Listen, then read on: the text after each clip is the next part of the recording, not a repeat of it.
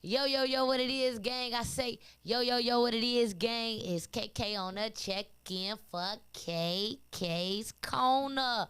One more time, man, just because I'm in Atlanta, Georgia, and we ain't on nobody podcast network. It's KK on the check-in for KK's Corner. As y'all know, man, how I start every episode of KK's Corner, I always start off with a story time.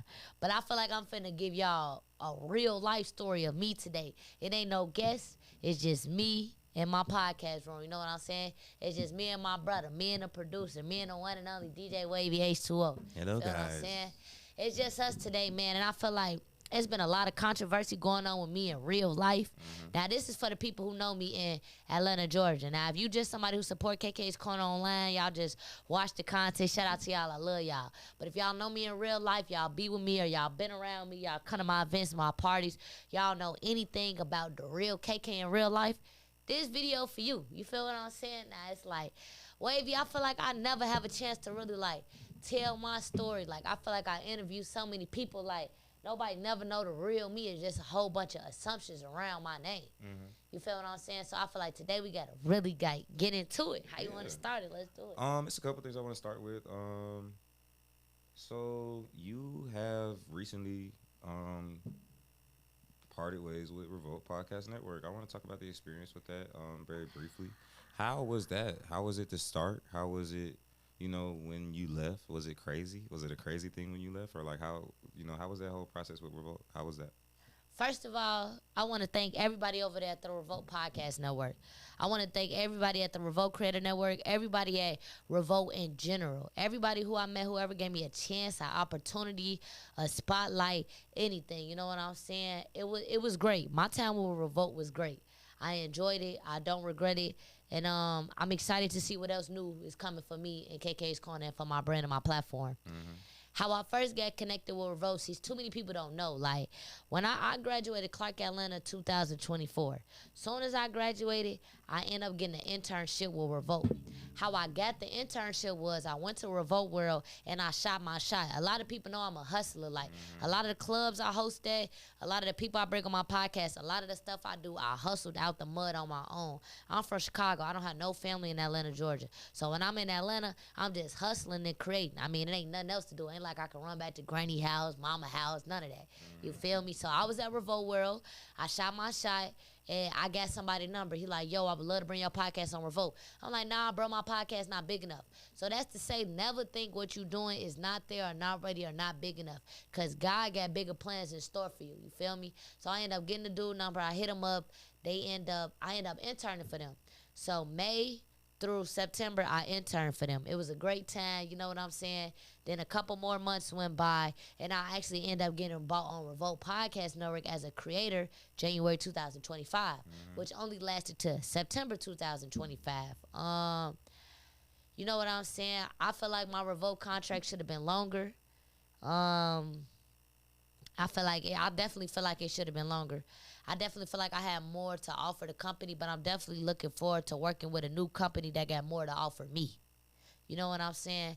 I feel like being a young independent creator, if I was the one in charge of a podcast network, I would make sure that everybody on my network have incentives. Everybody on my network is being pushed and promoted, and everybody on my network is getting some type of benefit off of being on my network. You know what I'm saying? So shout out Revolt. I loved my experience. I met some great people, and I just can't wait to see what's in store next. I'm going to still go to Revolt World, still make some content, and you just never know the way life works. You know, I never got nothing bad to say about nobody because I enjoyed my time there. I felt like it was unlawful, me losing my Revolt contract and the way it ended. You know what I'm saying? But I feel like my time there was cool.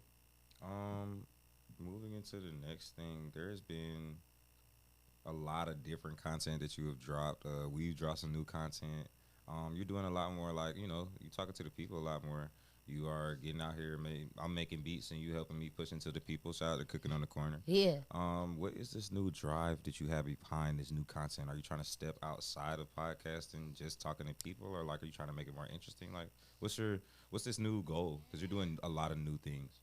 I am doing a lot of new things, and I ain't gonna lie. Like, one thing I realized is that when I first started making content in college, I feel like my time was always so limited because of class and school and test and work and things of that nature. Because a lot of people don't know, I was making content. I was going to class, then I was going to work, then I was making content. So I've always juggled so many things on my plate that I've always kind of like just rushed my content.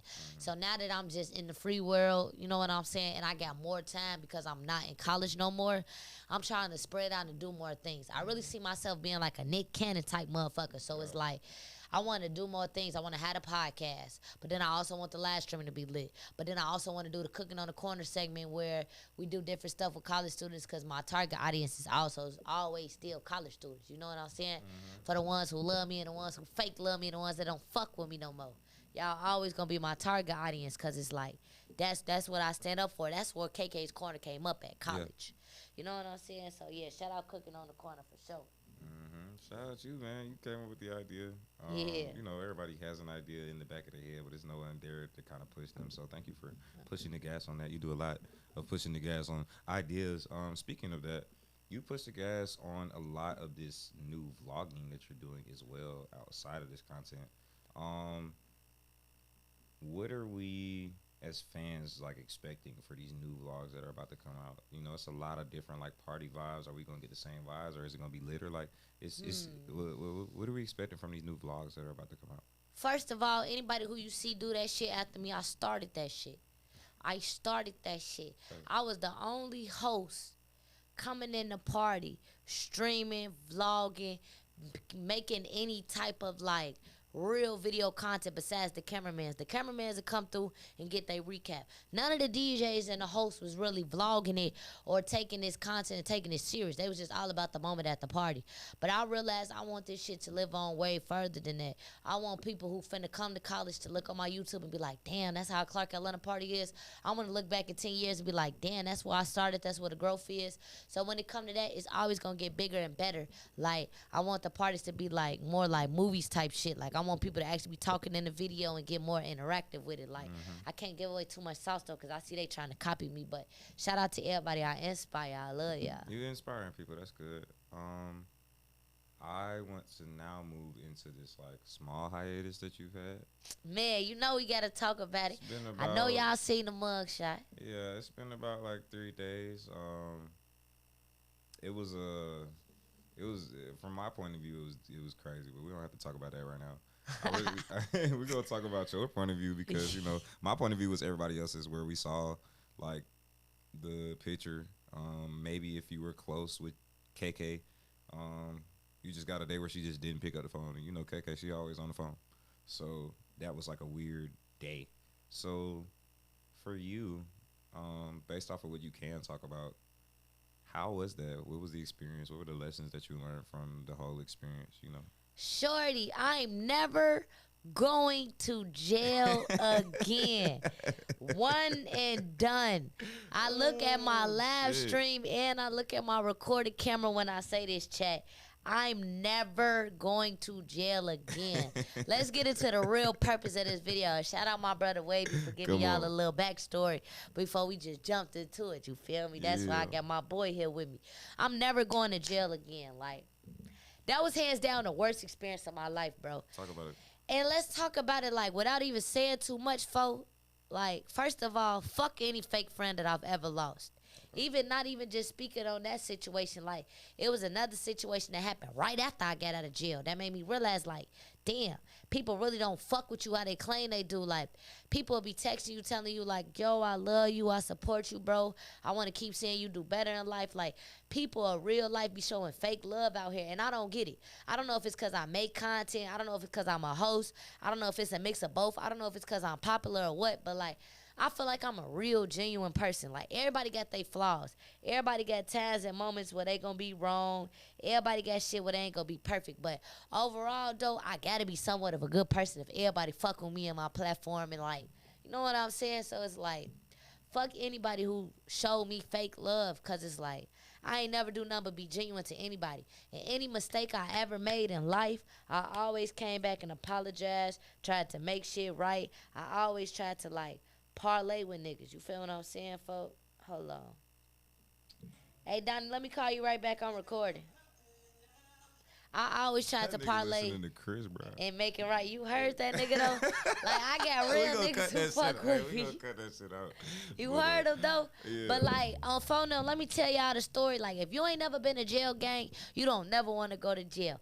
Getting locked up is the worst shit you could ever go through. Like, and I ain't even finna come on here and act like I'm oh so tough on phone now. I ain't gonna lie, I cry every night in that cell. That's real. That shit not for me. Like, I'm sleeping on these hard ass, metal ass jail bed, shorty. Just Yeah. thinking like, and fuck the case, fuck that bitch, fuck all that shit. I feel like me going to jail was my own karma because of my life. I'm not gonna never get on here and say like, I ain't gonna never get on here and say like, oh, somebody put me in jail or like somebody caused this or like anything like that. Like, I feel like me going to jail was because of my own life. I feel like I done like, man, bro. It's a lot of self-reflection.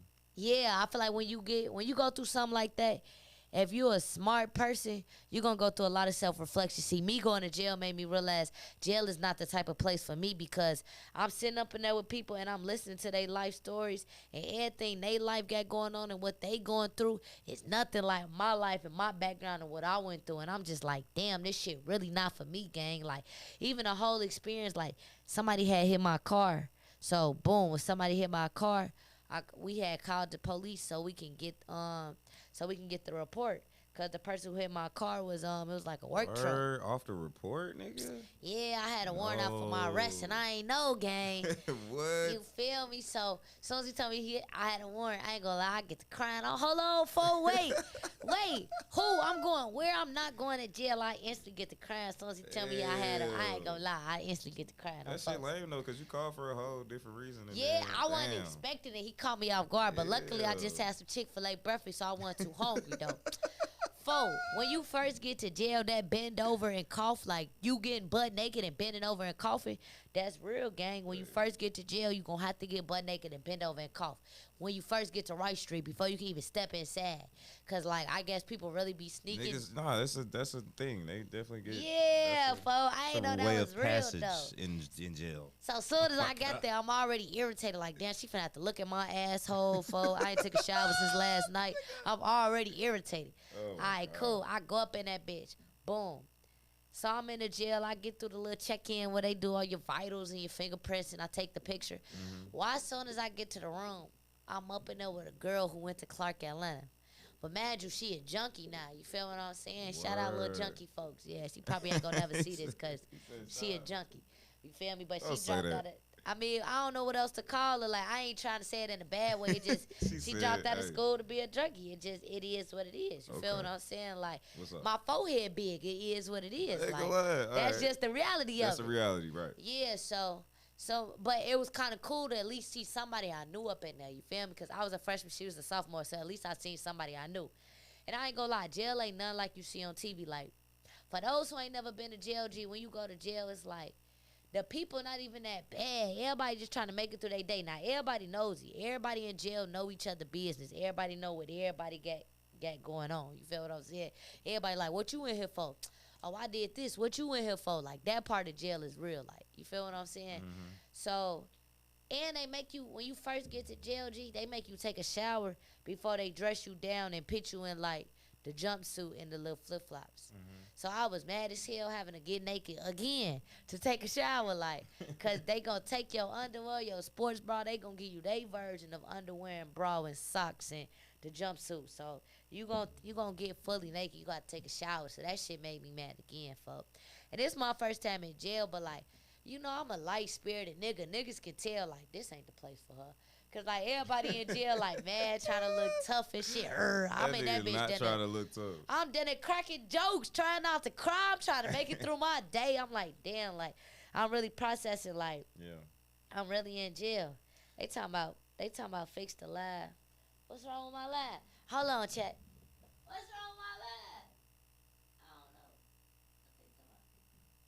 They probably did. They talking about fix the live. Oh, there we go. So, like, I had to really process, like, damn, gang, I'm really in jail. So, like, I was in Rice Street for a long time. I got to jail at 11 a.m. I didn't get transferred to ACDC until, like, 2 a.m. How many days just for the people? I went to jail Thursday at, like, 11. I got out Saturday at, like, 6. That's what, 3 days? 2 nights, 3 days. 2 nights, 3 days. Now, to y'all jailbirds, that ain't shit. To a nigga who ain't never been to jail, boy, that was the longest 3 days of my life, no shorty. phone, no nothing. Man, And bro. it was random too, so. Yeah, bro. Yeah. No phone, no nothing. That's the part that'll kill you. So, like, all right, boom. So, when we first get checked in, you get your little call, and they bogus. Like, this was going to make you cry in jail. Like, when you talk to your people, folk, and they like, yeah, we finna get you up, woo, woo. Like, when that phone hang up, you gon' cry, folk. Like, cause you gonna be like, damn, I really can't leave whenever I want to. Like, it was cool for the first couple hours. You get to know people, y'all telling y'all little jail stories, whatever. But after it really settled in that you really spend the night in jail, that you're not leaving, that's when it gets to hitting you, folks. Like, when we was in our first cell, like I said, everybody dressed down, then they moved us to the second cell. So in Wright Street, they got like these little padded beds that you can bring. It's like a mini little air mattress. Yeah. And they bring you a blanket, folk. First of all, the food bogus as hell. I ain't eat for 3 days.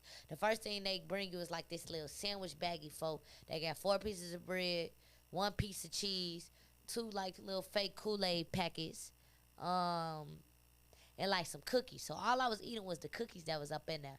But shout out to everybody who I was locked up with, because they was cool though, folks. Like, I didn't go through no experience and nobody tried to touch on me or nothing like that, or like nobody trying to fight against it. Like, like my experience in jail was cool. Like, I just got off the phone with one of the girls the other day. Like, you feel me? He folks? said, like, I'm actually cool with them folks. Yeah, like, because you gonna realize everybody in jail just trying to get out. Yeah. They really remorseful. Everybody really reflecting on their situation. Like, speaking of remorseful, what do you feel like, you know, despite all the outside noise, what do you feel like you personally learned, or what lesson you learned that you felt like you put yourself there with? Because you did say, like, I personally feel like my decisions put me here. So what do you feel like you learned from, like, being there, from your decision? I'm finna tell you for sure. That's a good ass question. Let me finish telling you the story, then I'm going to answer that one. But that was a good one, though. I like that question, though, for sure. But, like, all right, so let me hurry up. That means my story time taking a little too long. So when we was in that second cell, that's when they boom. So imagine, y'all, when we get in the second cell, so now we're going from the holding cell to the real cell. Okay. So when we get in our real cell, this was the second cell I was in, right? Because technically I've been through 4 cells. So this is the second cell I was in when we get to our real cell. Okay. So this is at like 7 o'clock at night, because I was in holding from like 11 a.m. to probably like 6 or 7. So when we get to the real cell, it's already 2 girls there. It's this girl named Rella. Shout out Rella. That's who I was on the phone with. And it's this other big, slow, dumb, goofy looking girl. But we never seen her face for, like, soon as we get in there, she hit like some food and like made the shit throw. We like, what the fuck wrong with her? We ignore her. Bro, like 3 hours later, bro. Now imagine we all up in there vibing, making rap songs together. Like, we really in jail vibing. What else we gonna do? Cry, be sad? Like, we really just talking, making the time pass. Yeah. Out of nowhere, she get up and take the hot plate. Mind you, the hot plate ain't nothing but some BS. It's some nasty food. She get up and take the hot plate and like throw it. But she throw it at this girl who is chef, and the chef low-key crash out, you feel me? Shout out to chef. Y'all gonna see on the podcast when she get out. So she get up and take the food and throw it at her folk. Then the chef get to tweaking on her folk, but the girl don't say nothing the whole time. Nah, so she just, like, some crash out time. And nigga, like, yeah, but stay under the cover, just don't say nothing. So we get to beating on the window. We like, nah, CO, you got to move us. We got to go. We ain't sitting up here with her. So we get moved to our third cell. We get moved to the cell that was next to us, because we want for the step up there with her. Bro, we get to the third cell. It's ants all on the floor, gang. No. The third cell just bogus as hell, folks. But we only end up being in there for like, maybe like an hour before we got transferred to ACDC. It was ants in that motherfucker? Yeah, the third cell was bogus. Damn it was ants and everything. But you got to think, the 5 of us was cool. It was just that 6th girl who was tweaking. So we like, we not finna sit in the cell with her. Y'all got to move us. So they moved us. This one, we still in Wright Street, bro. So when this how we knew we was leaving Wright Street, a group, jail is like a rotation system. When one group of people come in, another group of people go out. Yeah. So a group of people came in who was getting let out that morning. But you know, females can't get let out overnight, because a girl had got let out at night and got raped. Oh so females can't get let out at night no more. Okay. So they was transferring us to ACDC, which was the second jail. Mind you, they transferred us at like 2 o'clock in the morning. That's the jail we rode past earlier. Yeah. And I'm like, damn, bro. Like, you will never know that's a jail unless you know that's a jail. Mm-hmm. And from the outside looking in, it's crazy to ride past it 2 days later, knowing I was just up in there, like, feeling like, damn, I can't get out this bitch unless somebody let me out. Yeah. Like, for those who ain't never been to jail, bro, you gotta watch what you say and do, because anything can put you in jail, especially in 2025. Like, feel what I'm saying? Yeah. So when I get to ACDC, it's like 2 o'clock in the morning. This when she like, okay, I'm gonna assign you to a pod. This how jail go. At 3:30 in the morning, you wake up for breakfast. You got 10 minutes to eat breakfast, then they come get it. At 7:30 in the morning, you wake up for head count. That's when you gotta stand out outside your cell, you and your cellie, for head count. At 8 a.m., that's when they do cleaning. Like, if they go by each person unit, you got to sweep them up your unit. Then you get let out for 3 hours in the morning. So you'll get like 8 to 11, or you'll get like 11 to 1. Then you get put up and you don't get out again for till nighttime. You get 8 to 9, or you get 9 to 10. So you really in your cell most of the day just sleep. You feel me, bro? That sound like recess in elementary school. Yeah, like, That's actually kind of crazy systematically, but yeah, you feel me? So, like, niggas talking about I ain't do no time in jail. I did enough time to learn the schedule. yeah. Fuck you mean? I woke up 2 mornings straight having to eat that nasty ass breakfast, having to go through all that. Everybody want to crack jokes because I was only in there 3 days. Like, go to jail and tell me how you feel after 3 days. and it's also a weird structure. Like they're like, yeah, fuck what you thought. You're gonna clean your room. You're gonna sleep in your room. You have to wake up and make the bed. Have to wake Do up. you know and make every the morning bed. since I've been let out of jail, I've been waking up and making my bed. That's, And I was never even the type to wake up and make my bed. and that's structure though. I mean, it's a blessing and a curse. Everything's a blessing and a curse. So that might be one. Of I the watched blessings. a good movie in jail, though. You feel what I'm saying? And, like, I had some good conversations with people. Like, my cellie was an older lady from Kansas City. Yeah. She got kids our age. So I kind of looked at my cellie like, I hadn't talked to my mom in a while. So Yeah. talking to my cellie made me realize a lot of shit. Like, damn, I need to call my mom. Like, Yeah. I need to get on top of this. Like, I feel like when I was, like, we read the Bible together. My cellie was up in there with the Bible. She was teaching me stuff. So, like, I feel like me going to jail was a real eye-opener. So the lesson Yeah. that I feel like I learned in jail was don't let nobody play you out your position. Mm-hmm. I'm way too big of an influence, got way too much motion to let somebody, anybody, play me out my position and end up in jail. Because, like, truth be told, all hate stem from love. Everybody who hate me and don't fuck with me loved me at one point. And that's facts. Look at the content. They was all in my videos, from the men to the women. You know what I'm saying? Like, they was all in my videos. They was all kicking it with me. All of them loved me. Hate stem from love. So, like, my biggest life lesson was don't let nobody play me on my position. Because I'm a good person, but I get irritated. Sometimes when I get irritated, like, I say and do shit I don't mean. Everybody, a lot of people probably struggle with that. But a lot of people ain't going to speak on that. So I'm going to be the one who come on here and tell y'all, like, that shit ain't cool. Because, like, people will play you out your position. Some people will know you get mad and then set you up just to see you get played out your position. Just so you can say or do something you don't mean. That'll really cause you a decision that can really fuck with your time and your money. Because jail is about nothing but time and money. Mm-hmm. That's it. Mm-hmm. Do you feel like you've learned yourself in the sense of like what you do, like the point that you get to where you're saying something that you might not mean? Do you kind of see that point coming way before it starts now, more than anything? Now that you've kind of gotten out, I know it was a short time, but it's like, can you see the signs of like, okay, they're trying to get me out of my character? Hell yeah, because it's like a lot of this shit be more about yourself than other people. So, like, right now, I'm really speaking to anybody who might feel like they struggle with, like, an anger problem or getting irritated easily or they feel bothered. Like, a lot of shit stem from you. You can't really pit that shit out on nobody else. Yeah. Like, jail is really a time to think and self-reflect. That's what I did. I talked to my cellie. We read the Bible. I got to know her life story. She got to know mine.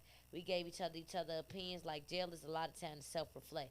Even when you get them 4 hours out a day, because you only out 4 hours a day at jail. Yeah. When you talking to people, when you're not on the phone talking to your family, you talking to people, y'all self-reflecting about y'all cases and why y'all there and what y'all could have done differently. You feel me? Like, I remember walking to get on my bail call for court, bro. And I remember everybody just, like, low-key just, like, and the whole group of us just, like, sad, sniffling, crying, going through it because we just all self-reflecting. Like, I feel like I had a lot of time to realize, like, when you feel yourself getting hot, bro, just it's best to just leave shit alone. Especially when you know the type of person you are. You got to really self-evaluate and learn yourself. And I feel like in jail I had a lot of time to think, like, damn, I really do know myself. I kind of probably just ignored it, was bliss to it, or, like, you know what I'm saying? Yeah. They talking about my live twitching. Y'all gonna have to bear with me, man. The video dropping soon. I see y'all tuned in on live. I think a lot of what you've gone through, from what I've seen, has led you to meet the right people. I mean, meeting me, meeting, Yeah. JC, JLC for Blue Room Studios. Just different people that can kind of see where you're coming from. I think I came in at a time where I knew that you were kind of easily ticked off by certain things. So maybe like things that you didn't understand, you might have reacted like very kind of volatile, but it wasn't really you reacting anger. It's just reacting like, I'm confused, I'm trying to get some straightening. Yeah. So I think, the things that you go through leads you into the right people that understand where you coming from, at least. Um, do you feel like now moving forward, you have a clearer vision of what you do and don't want to do?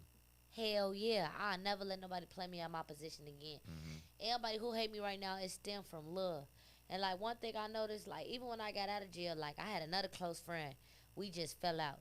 You feel what I'm saying? And I'm Mm-hmm. noticing like, damn, little bro been talking behind my back for 2-3 months and I ain't even know. Like, and it's just Mm-hmm. crazy to think like I think the bigger I grow with who I am within media and podcast to YouTube, the more I gotta look out for people. But it's crazy because I do streaming and shit. So I do a lot of stuff where people gotta be around. You feel what I'm Yeah. saying? But like, I feel like I learned how to have my limits with people. I Mm-hmm. feel like before I let people in too much and I tell them any and everything, now it's like it's straight limits. I'm not doing that no more with people. I Yeah. learned how to fuck with people from a distance. I learned how Mm-hmm. to tell people stuff, but not tell them too much. Yeah. I learned everybody don't need to know everything. You know Mm-hmm. what I'm saying? I learned that it ain't no point of getting mad and saying something. If it's gonna be that, then it's gonna be that. Like I feel like I learned a lot on how to move forward, and I learned like you just can't trust nobody. You feel what I'm saying? Mm-hmm.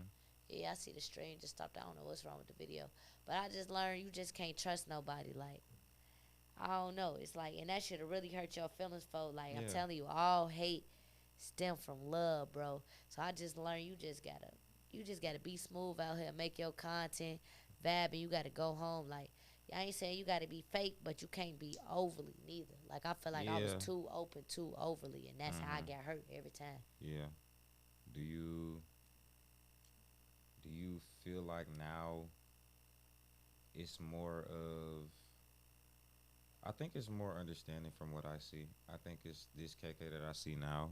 Even though it was a short time, this KK that I seen is a lot different from like the KK that I. My girl said the same thing. What do Yeah, y'all mean by that I though? think it means more like I'm more focused. Like you're already focused, but you have so many things running in your head. It's just like, I want to do this and I need to get this done and need to get this done. Now it's like, I'm gonna focus on this one thing until it's done. Then I'm gonna move to this next thing. I need to get all of that done. Yeah, It's cause more it's more it's more it's more driven, mm, more focused and driven. Maybe because you've seen a lot of things that you could have did differently. They're just like, okay, I might be slacking here, I might be bullshitting here. I could have been doing this way more, and it would have set me up. So while I'm in here, I'm just doing it. You know, like, I see that more than anything. Where do you feel like it comes from? Do you feel like it comes from this experience? Do you feel like it's always been in you, or like where does this new I feel kind of like a mix of both. focus? I Yeah. feel like when I went to jail, I feel like I was taking my time for granted. Mm-hmm. Cause it's like we be pushing shit off, or like you said, I be busy, I be doing shit, but I am more locked in now. Cause I like Yeah. you can't take time for granted. Like jail is about time and money. I Mm-hmm. like damn this shit. One, it's finna cost me some money. Two, it's finna cost me some time. The 3 days that I was in jail, bro, them 75, 80 hours, whatever it was, them 75, 80 hours, I could have been making content. I could have been editing. I could have been Yeah. doing what I need to do. I could have been going to the school on Friday with you and Bakehead. I could have been doing that video Saturday with Lil Cheeto. Like, Yeah. it just made me realize, like, you can't take your time for granted, bro.